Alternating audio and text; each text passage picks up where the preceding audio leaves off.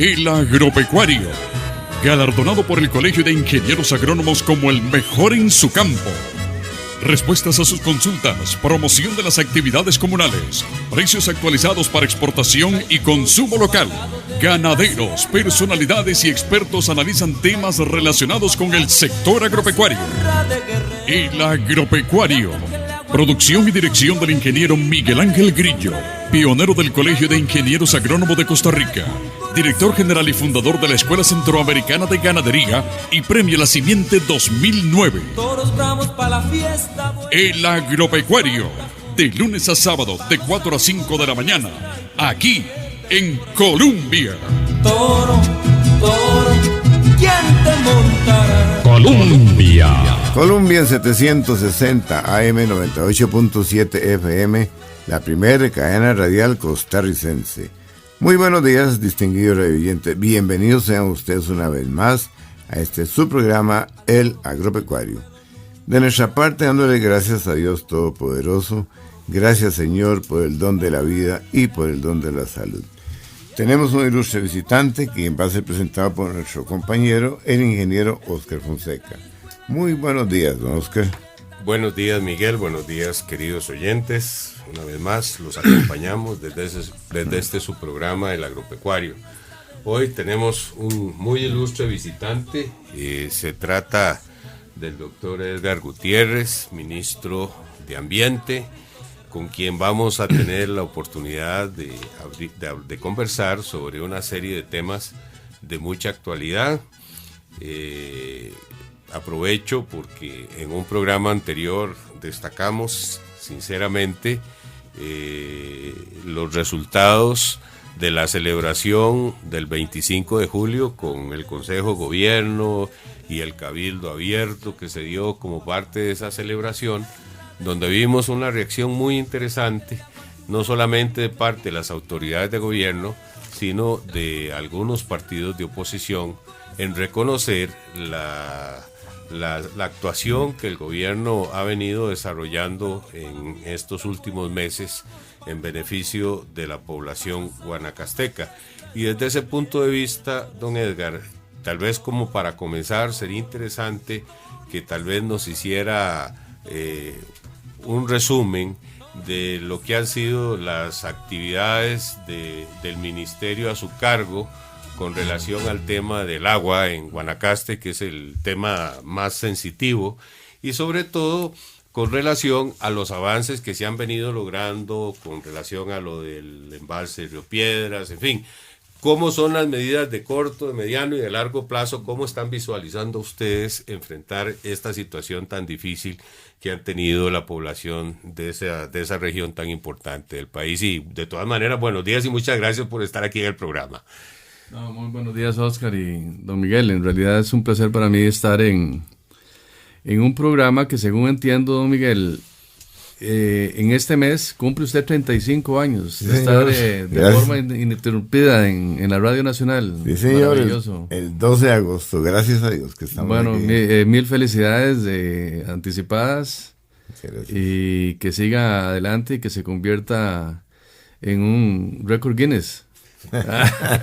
Vamos a tratar con la voluntad de Dios y con el apoyo de todos los radioyentes. Así es.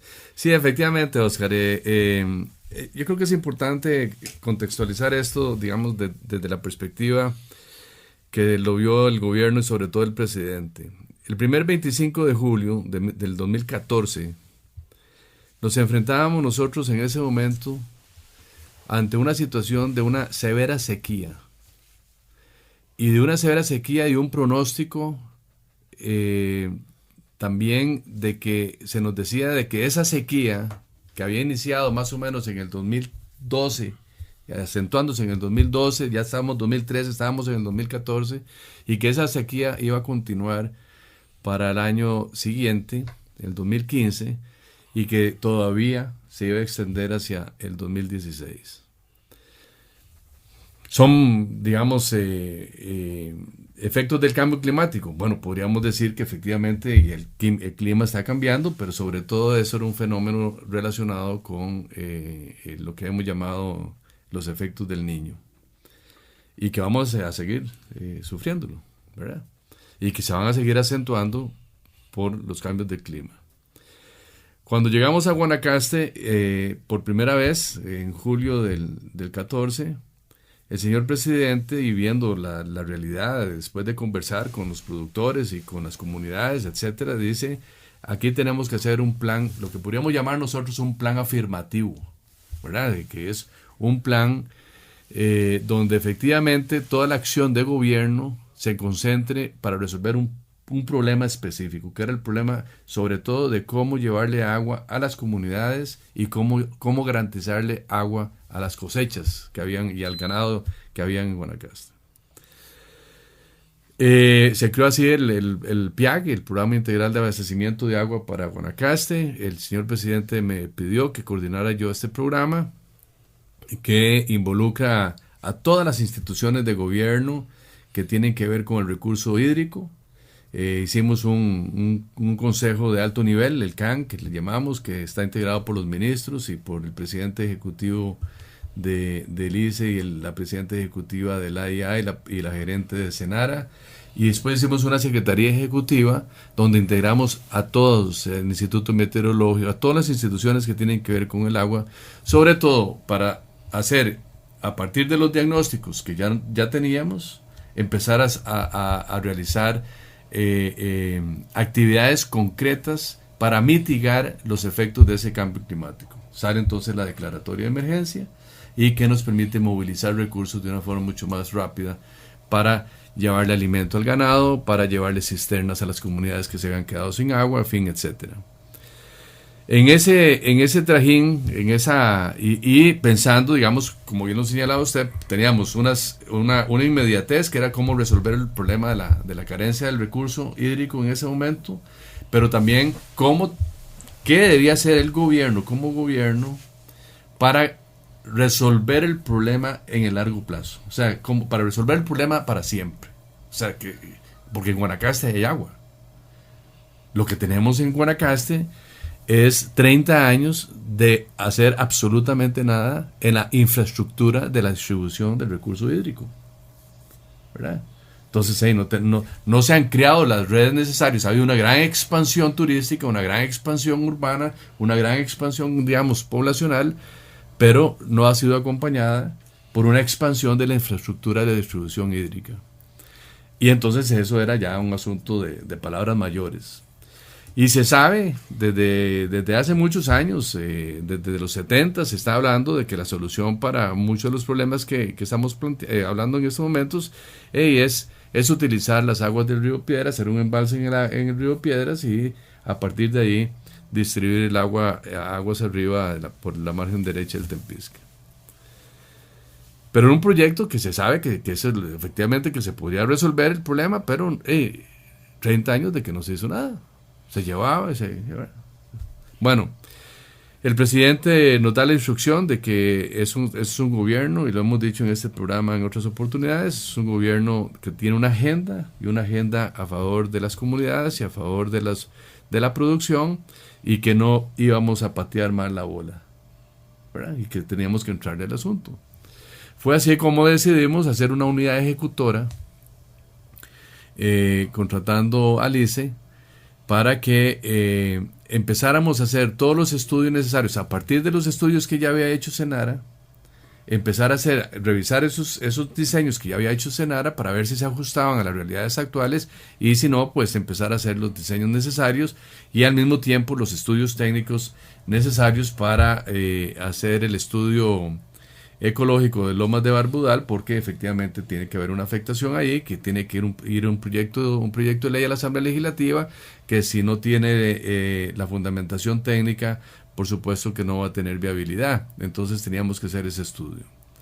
Es así como nosotros en el Ministerio de Ambiente decidimos trasladar recursos, el MAC decide trasladar recursos, y el Senara también decide trasladarle recursos a la unidad ejecutora, y la unidad ejecutora inicia con todo lo aparte de lo que es diseños. En eso estamos trabajando, se están haciendo ya se han hecho levantamientos topográficos, los estudios básicos, ya el estudio El estudio ecológico de Lomas de Arbudal se está haciendo, se está realizando. Esperamos los resultados en diciembre de este año y esperamos diseños y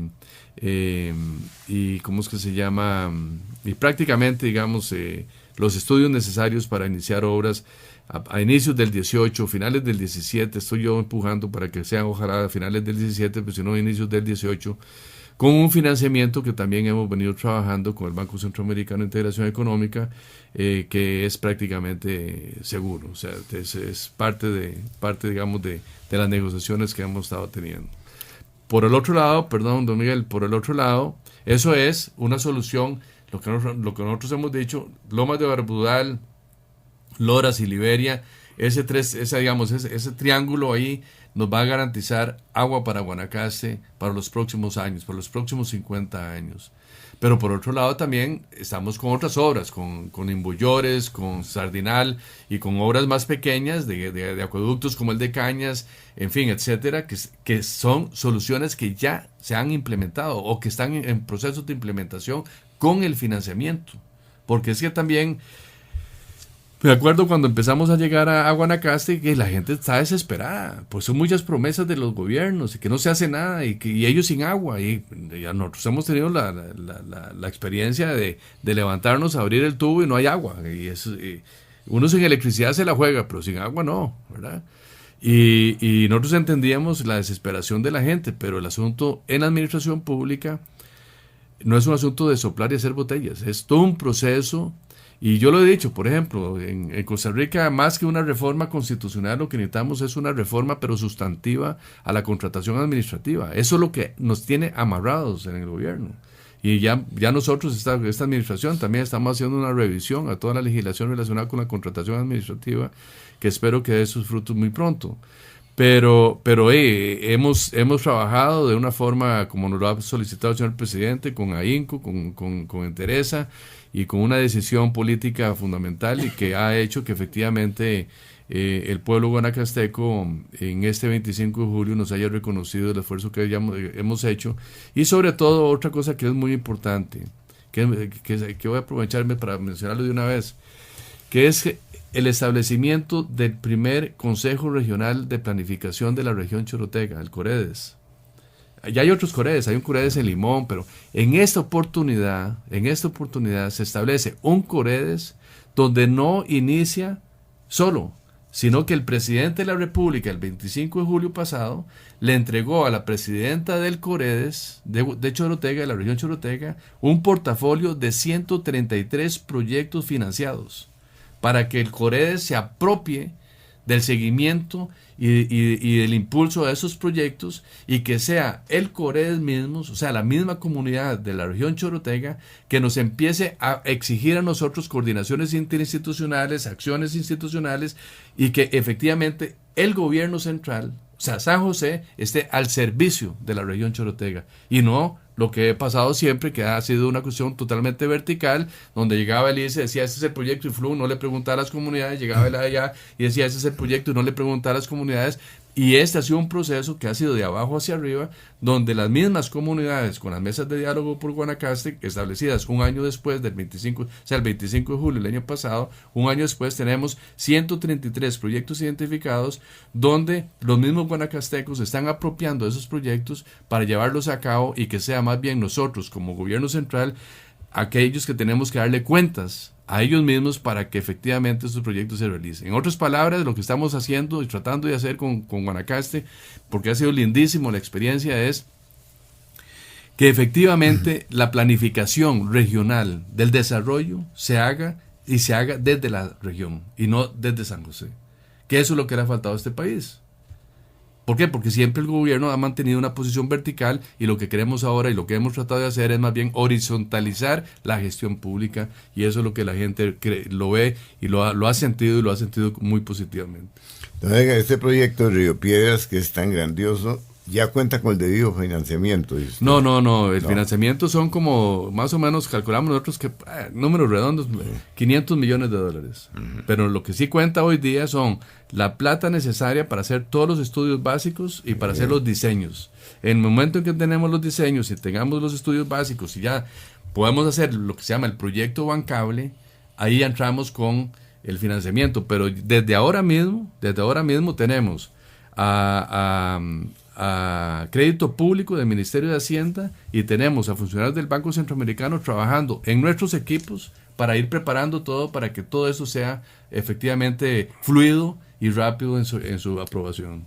Te entendí en la primera mención que hiciste que el eventual financiador de esta obra sería el Banco Centroamericano. O sea, bueno, es un proceso muy interesante porque es, como decimos nosotros, a compadre hablado. Exactamente. No, y es que en realidad el Banco Centroamericano ha estado muy interesado en ese proyecto desde antes. Imagínense que el Banco Centroamericano ya le había dado recursos no reembolsables a Senara para que hiciera los primeros diseños que se hicieron hace muchos años atrás.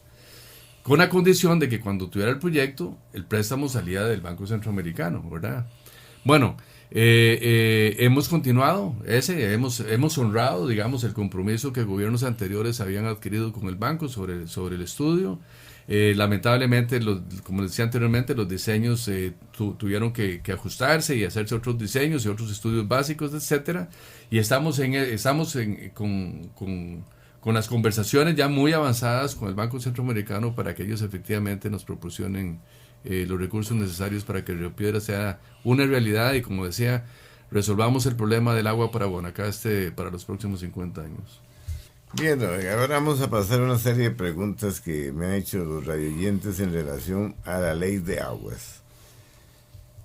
Famosa ley de aguas. Comenzamos con una pregunta que dice: ¿faculta la legislación a los y las diputadas variar el texto de un proyecto de ley que ingresa a la corriente legislativa por iniciativa popular como se está haciendo?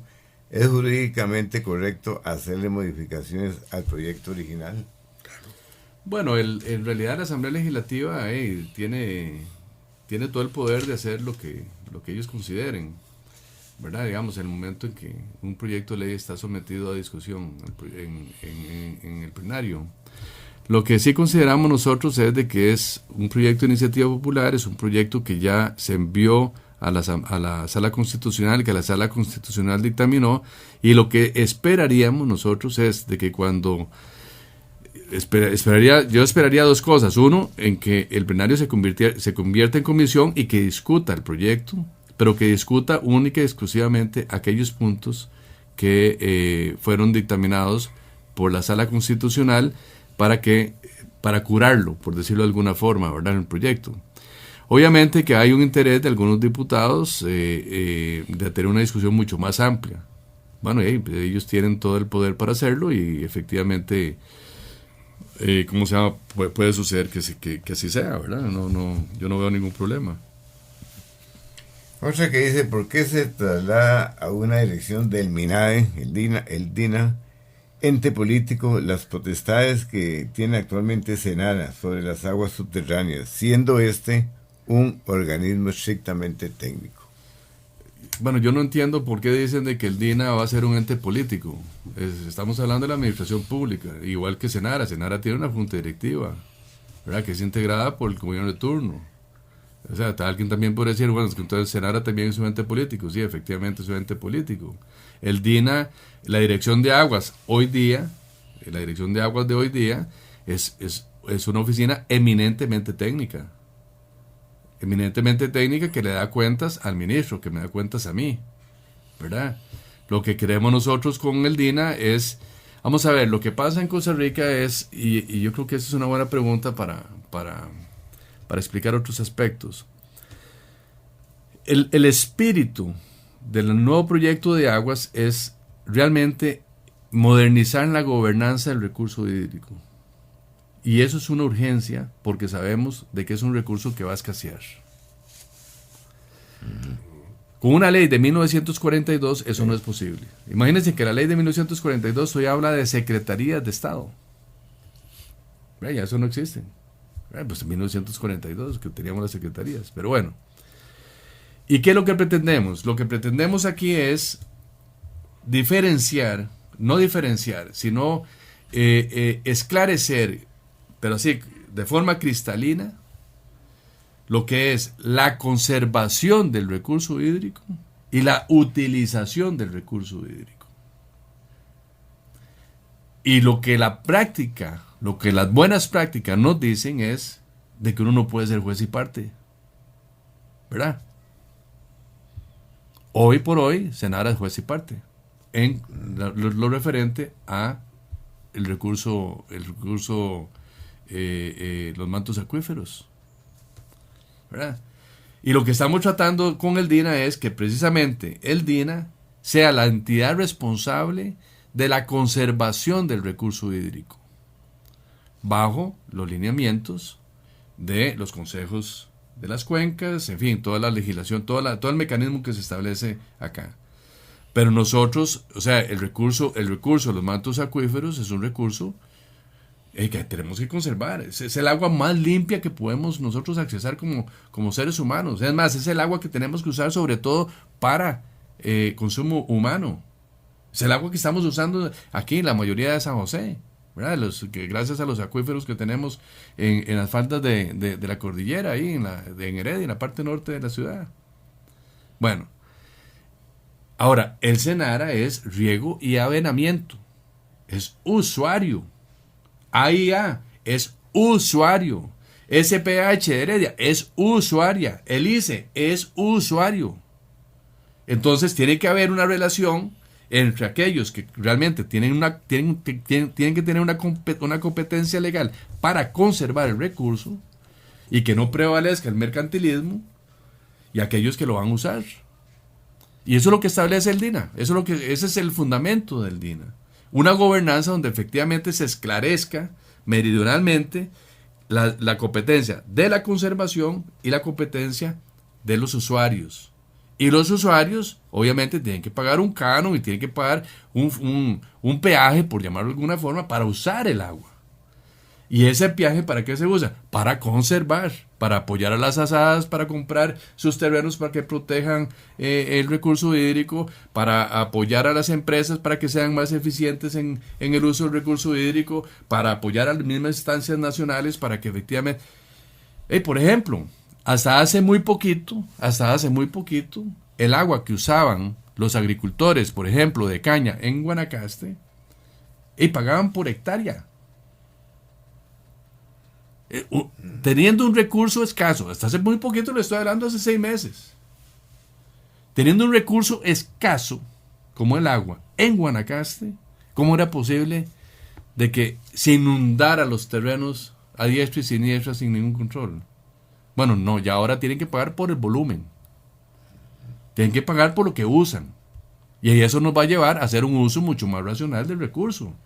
Y entonces vamos a tener, con el Ministerio de Agricultura estamos impulsando para que efectivamente el riego sea algo científicamente establecido en las regiones donde requieren riego.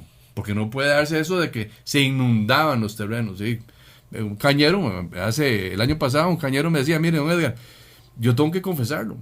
Yo abro la compuerta y entra todo el agua. Yo no me preocupo, pues estoy pagando por hectárea. Pero si a mí me dicen que voy a pagar por el uso, por volumen, no, ahí yo voy a ser mucho más eficiente porque quiero ahorrarme unos cinquitos. Bueno, es que ese es el asunto. O sea, conservación de agua y uso tienen que estar en entidades separadas. No podemos tenerlas juntas. Juez y parte no sirve eso. No, ya lo hemos experimentado y eso lo sabemos. Por eso es de que el DINA, yo no sé por qué dicen que el DINA va a ser eminentemente político. Es técnico, es eminentemente técnico. Y tiene que darle cuentas al ministro, y tiene que darle cuentas al consejo, tiene que darle cuentas a Raimundo y todo el mundo como cualquier ente técnico del ministerio, ¿verdad? Así que, y por ejemplo, una cuestión que presentaba la ANA, de que la rectoría fuera el Ministerio de Agricultura y el Ministerio de Ambiente, es lo mismo, volvemos al mismo punto. No podemos, el Ministerio de Agricultura es fundamentalmente usuario. O sea, promueve la rectoría, lo tiene el ministro, con los usuarios del recurso. Y por constitución, la ley orgánica del ambiente le da esa rectoría al ministro de Ambiente, ¿verdad? Don Edgar, ya que mencionó usted algunos entes ahorita, con relación a las propuestas de modificación de la ley y demás, ¿cómo está el trámite en este momento? ¿Cuál es la expectativa que tienen ustedes con relación a lo que sigue? Bueno, tenemos, hubo una reunión que fue convocada en la Asamblea Legislativa, donde la ANA es... Asociación Nacional Agropecuaria o Alianza. Alianza Nacional Agropecuaria. Hizo un planteamiento donde establece 16 puntos, pero en realidad son más, pero ellos dicen que son 16 puntos que llevan, de acuerdo al criterio de ellos, a mejorar el proyecto de ley. Nosotros hemos estado en reuniones, no solamente con los diputados, sino también con los grupos ambientalistas y con otras instancias del Poder Ejecutivo, analizando esto, y vemos de que hay una posibilidad de sentarse y negociar algunas cosas, ¿verdad? O mejorar redacciones. Ellos hacen, inclusive, me acuerdo que hacen un par de propuestas donde mejoran sustancialmente la redacción, que nos parece a todos que estaba muy bien, ¿verdad? Hay otras que son de matices, otras que sí son totalmente inaceptables, ¿verdad? Pero creo yo que hay una, y no es que sean inaceptables porque uno dice que no, es que son inaceptables desde el punto de vista legal, ¿verdad? Y en fin, ¿por qué? Pues son desde el punto de vista legal porque hay otras leyes, digamos, que están conexas, ¿verdad? Que lo impiden de esa forma, entonces habría que pasar a hacer una modificación casi que en trencito, ¿verdad? Con un montón de leyes, ¿verdad? Entonces hay un espacio, me parece a mí importante. Ahora, ¿en qué estamos? Estamos en que se está abriendo un espacio de negociación, vienen reuniones futuras y eso lo sabemos, está en el campo del legislativo y será el legislativo el que tome estas iniciativas. Dentro de esa relación que haces de que hay cosas que son inaceptables porque, digamos, chocan con otro tipo de regulaciones y demás, está el tema famoso del área de protección de los nacientes, que me parece que quizás es una de las preocupaciones más fuertes, digamos, que se han externado. En ese sentido, ¿qué están previendo ustedes o qué viabilidad le ven a modificarlo, o si definitivamente es una situación que no se va a poder tocar? No, inclusive sobre esa ya hay un acuerdo. Ajá. Ya hay un acuerdo, digamos, hubo una intención nuestra de hacer una propuesta, porque efectivamente la Sala Constitucional estableció de que la medida que sale inicialmente en la ley que tiene el primer debate era inconstitucional y que había que modificarla. La propuesta de solución que nosotros le damos es una propuesta técnicamente, digamos, diseñada por el ministro de Agricultura y el director del Departamento de Aguas del MINAE, donde lo que queríamos era permitirle a los finqueros utilizar menos territorio para la protección, digamos, de lo que eran los ojos de agua, por llamarlo de alguna forma. Pero la ANA lo criticó también otros sectores, y entonces al final dijimos, no, está bien, quitémoslo, y nos mantenemos con la ley forestal. Y ahí hay un acuerdo. O sea, esa parte se quita y se va a dejar la normativa tal cual existe hoy día con la ley forestal. Entonces no hay ningún problema. 250 metros creo que era, ¿verdad? 200, bueno, depende de la pendiente y eso, pues son 200 metros en realidad, bueno, pero si ellos quieren dejar la ley forestal como está, como que prevalece, y nosotros decimos, está bien, dejemos la ley forestal. Después vendrá otras discusiones donde quisiéramos, digamos, tener la oportunidad de poder incorporar, digamos, una actualización a eso, porque nos parece que es abusivo. Vamos a ver, si yo voy a proteger, ustedes que conocen bien el campo, yo voy a proteger, si yo tengo una pendiente de un 40-60% y tengo una naciente ahí y la tengo que proteger, aguas arriba, o sea, la parte de arriba de la pendiente, no la parte de abajo de la pendiente, ¿verdad? Pero la ley forestal establece un círculo, entonces hay parte de abajo de la pendiente que está protegida, donde en realidad no se va a beneficiar nada, donde yo estoy captando el agua. O sea, la idea nuestra era nada más la parte de arriba, ¿verdad? Pero bueno, en fin, eso es una discusión que no queríamos entrar otra vez. y aceptamos que la ley forestal fuera la que se mantuviera. En ese punto no hay ninguna discusión, ¿verdad? Bien, amigos, estamos de vuelta aquí en esta interesante entrevista con el señor ministro de Ambiente, el doctor Edgar Gutiérrez. Don Edgar, si tal vez lo sacamos un poquito del tema del agua, y como le decía extra micrófonos, me agradó muchísimo la última vez que hablamos de verlo a usted tan entusiasmado con el tema forestal y el tema de la actividad de reforestación y demás. Sería interesante que tal vez nos pudiera, porque ya no andamos así como con mucho tiempo, resumir un poquito de cuál es la perspectiva que usted quiere darle a esto para que realmente el país tenga un cambio importante, recuperemos la tendencia que tenemos de que cada año se reforesta menos y realmente se pudiera desarrollar una actividad forestal con mucho empuje, con mucho dinamismo. Sí, vamos a ver, Costa Rica es un país fundamentalmente de vocación forestal y es un país que lamentablemente la hemos perdido la cultura forestal y siempre que vemos a alguien trabajando en un bosque, siempre decimos, ahí tiene que haber un puriscaleño, ¿verdad? Y efectivamente uno no se equivoca, siempre aparece un puriscaleño, ¿verdad? Cuando se está trabajando en un bosque, pero el punto es de que hemos logrado, somos uno de los muy pocos países en el mundo que ha logrado revertir una tendencia de deforestación. En la década de los 80s, Costa Rica tuvo la tasa de deforestación más alta del mundo, a tal punto que llegamos a tener un 27% del territorio nada más cubierto por bosques. Y gracias a una legislación, a la ley forestal que prohíbe el cambio de uso y al pago por servicios ambientales, el PSA que se nutre de los recursos del impuesto que le tenemos a las gasolinas y al diésel, se logra realmente apoyar toda una reversión, digamos, a esa tendencia. Y hoy por hoy, de acuerdo al inventario forestal que se terminó de hacer el año antepasado, hoy por hoy tenemos un 52% del territorio cubierto por bosques. ¿Es suficiente? A mí me gustaría tener un 60%, no porque me gustaría, sino porque tenemos las tierras con vocación para tener bosques y plantaciones en esas tierras. Y además, porque la actividad forestal es una actividad que encadena muchas actividades y sobre todo en la zona rural. Por ejemplo, recientemente hemos calculado la cuenta de los bosques, de la cuenta ambiental, lo que el Banco Central calcula para establecer la contribución de cada uno de los sectores en el Producto Interno Bruto, y nos dimos cuenta de que la extracción de madera de nuestros bosques y plantaciones equivale a un 0,02% del PIB.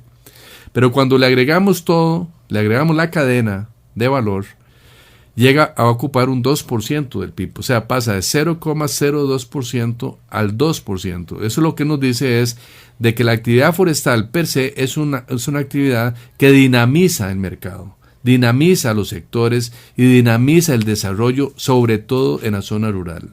Entonces tenemos una oportunidad, si realmente nos preocupamos, como ha sido la preocupación de este gobierno, de la zona rural, tenemos que empezar un proceso rápido y acelerado y totalmente con una decisión política detrás de reactivación del sector forestal. Y hacia allá vamos. Hacia allá vamos porque el Plan Nacional Forestal nos dice de que tenemos que reforestar 7,000 hectáreas por año. No estamos llegando ni siquiera a 2,500. ¿Qué está pasando? Que los aserraderos cerraron, está cerrando la industria maderera, el impacto que estamos teniendo en la economía nacional es muy fuerte. ¿Por qué? Porque tenemos que empezar a usar maderas que vienen del extranjero. Y por lo tanto, el sector rural es el sector perjudicado. Bueno, he decidido que esta situación tiene que cambiar. Me quedan 2 años, bueno, tengo ya 2 años de estar trabajando en esto y a punto de llegar a niveles de frustración porque no ha sido nada fácil, pero yo ya veo al menos un poquito de luz en el túnel, ¿verdad? Al final del túnel. Y yo siento de que el esfuerzo que vamos a poner, digamos, en estos 2 años que nos faltan, va a ser un esfuerzo que yo espero que efectivamente logremos la reactivación de ese sector como lo planeamos. ¿Y por qué creo en eso? Porque sabemos qué tenemos que hacer, tenemos al sector privado, pero realmente activo y deseoso de que esto suceda. Estamos buscando los recursos para hacerlo. Tenemos la voluntad, en este caso, por ejemplo, del Banco Nacional del Departamento de la División Fiduciaria, que está trabajando con nosotros para buscar nuevos mecanismos financieros, nuevos instrumentos económicos que nos permitan vincular al pequeño propietario. Miren, el 80% de las fincas de este país son de 20 o menos hectáreas. Son pequeñitos. Si lo sabemos con el café ha ayudado a mantener la democracia costarricense. ¿Por qué? Porque se sustenta en la pequeña propiedad. Y tenemos un 80% de pequeñas fincas. Y esas pequeñas fincas, la mayoría están altamente degradadas. Porque lamentablemente los programas de extensión agrícola se abandonaron o en una época se abandonaron y todavía no hemos logrado acompañar al pequeño agricultor nuestro, digamos, en que sea más efectivo, digamos, en el uso del suelo, ¿verdad? Bueno, entonces ahora yo creo que tenemos a la par, digamos, de esta campaña que vamos a empezar a lanzar de reforestación del país, acompañados de extensionistas forestales y acompañados de extensionistas agrícolas también. Por eso hemos hablado del Programa Nacional de Extensión Agroforestal con el ministro Arauz. Sentimos de que vamos a darle un impulso muy importante para que los propietarios de pequeñas propiedades de 20 hectáreas o menos efectivamente logren establecer sus plantaciones forestales, para al mismo tiempo establecer, digamos, áreas en sus fincas que puedan usar agricultura intensiva o con, ¿cómo se llama? O ganadería, digamos, eficiente, en fin, etcétera, ¿verdad? Lo que queremos es, en otras palabras, impulsar ese concepto que hemos llamado ahora de paisajes productivos e inclusivos. Y siento yo que tenemos la capacidad para hacerlo. Y lo bonito de esto es de que, como decía, no solamente el sector privado está apuntado, el sector privado forestal y también el agrícola, sino también las universidades. En esta administración llegamos a un convenio con las universidades públicas, inclusive a partir de la discusión que hoy por hoy tienen las universidades públicas con el gobierno para el Fondo de la Educación Superior, la negociación que están haciendo, de que ellos tienen que tener una agenda de trabajo, las universidades públicas tienen que tener una agenda de trabajo para apoyar lo que es el Plan Nacional de Desarrollo. Bueno, efectivamente la semana pasada tuve el gran placer de reunirme con el cuerpo docente de la Escuela Forestal, de Ingeniería Forestal del Tecnológico, donde conversamos y vamos a firmar con el Instituto Tecnológico, con la Escuela de Ingeniería Forestal, un convenio donde le vamos a dar a la escuela la responsabilidad de desarrollar lo que hemos llamado un clúster. Un clúster es, por ejemplo, hoy por hoy, esto es un ejemplo, no es específicamente el que vamos a desarrollar con el tecnológico, pero hoy por hoy tenemos en la península de Nicoya un número importante de productores de teca que están prácticamente que a dispensas del que llegue a comprarle la madera ahí. Y sabemos de que hay gente que le está llegando a comprar la madera muy buena, en precios casi que regalados, y la otra madera no saben qué hacer. Entonces, la idea con el clúster no es solamente identificar quiénes están produciendo madera en plantación, sino es identificar cuáles son los productos que están requiriendo los mercados internacionales y nacionales, los procesamientos que tienen que hacerse, la habilitación, digamos, de la infraestructura necesaria para que efectivamente todas estas maderas puedan ser procesadas. ¿Para qué? Para vender valor agregado. Para no vender materia prima, sino vender valor agregado. Bueno, esta idea con Cluster es una idea que la estamos desarrollando, bueno, que ya la conversé con la Escuela de Ingeniería Forestal del Tecnológico y vamos a estar firmando probablemente muy pronto un convenio con ellos, igualmente con Codeforza en la región norte y con otros sectores que están interesados en asumir la responsabilidad del asesoramiento técnico y de la colocación de los productos en los mercados, de tal forma de que podamos garantizarle al productor caballo seguro. Caballo seguro. Es algo así como que lo que hacía antes el Consejo Nacional de Producción, ¿verdad? O sea, lamentablemente el CNP dejó de hacer mucho esta función por todo ese proceso que conversábamos antes, ¿verdad? Esos 30 años de gobiernos neoliberales que lo desarmaron, ¿verdad? Pero antes el CNP se garantizarle precios justos a los agricultores y a los consumidores. Eso era la función del CNP, ¿verdad? Pero bueno, eso ya no existe. Bueno, estamos tratando de desarrollar esquemas similares de tal forma que podamos involucrar un gran número. Es lindísimo, Miguel y Oscar, estuve allá en Pocosol, allá en San Carlos, y ver como una señora, la esposa, o sea, el señor tiene su trabajo en el campo, etcétera, pero una señora habla con el marido y dice, mira, aquí tenemos ahí un par de hectáreas, ¿por qué no las cultivamos? Y no sé qué, al principio tienen el miedo y entran en el programa, al final decidieron entrar en el programa de pago por servicios ambientales por producto. Visitar esa plantación, la señora la cuida como si fuera la sala de la casa, una plantación lindísima, sana, pujante, ¿verdad? Y ha cambiado la forma de vida de ellos, porque efectivamente empiezan a tener ingresos adicionales que hacen posible que efectivamente sea una actividad viable. En fin, son cosas que podemos estar realizando, que vamos a empezar a realizar en este año. Yo espero que en este año empecemos esta campaña. Y algo muy interesante que tal vez usted no mencionó, en una visita que le hicimos al rector del Tecnológico, a don Julio César, que entiendo que es un muy buen amigo suyo, amigo mío, sí, nos mencionó de los avances tan importantes en mejoramiento genético que se están logrando y que que a pesar de todo se sigue haciendo investigación y hay investigación muy valiosa para impulsar este tipo de programas. Esa es la idea del clúster, es poner la investigación al servicio de la producción del pequeño propietario. Bien, amigos, hoy nos atropelló el tiempo nuevamente. Le agradecemos al señor ministro su presencia en nuestro programa.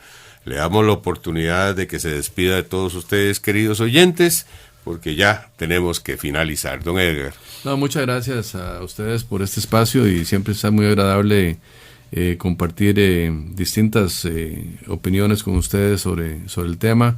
Y de nuevo, don Miguel, mil felicidades en sus 35 años con este programa radial. Muchas gracias. Se lo vemos a los radiantes y a personas tan importantes como usted que asisten al programa. Ahí extra micrófono leí algo para don Alcides Parajeles. Usted dice que está en camino de ayuda. Lo comunico porque él siempre nos está oyendo. Sí, así es. Y muchas gracias. Buenos días. Hasta aquí, el agropecuario. 33 años al servicio del agricultor costarricense.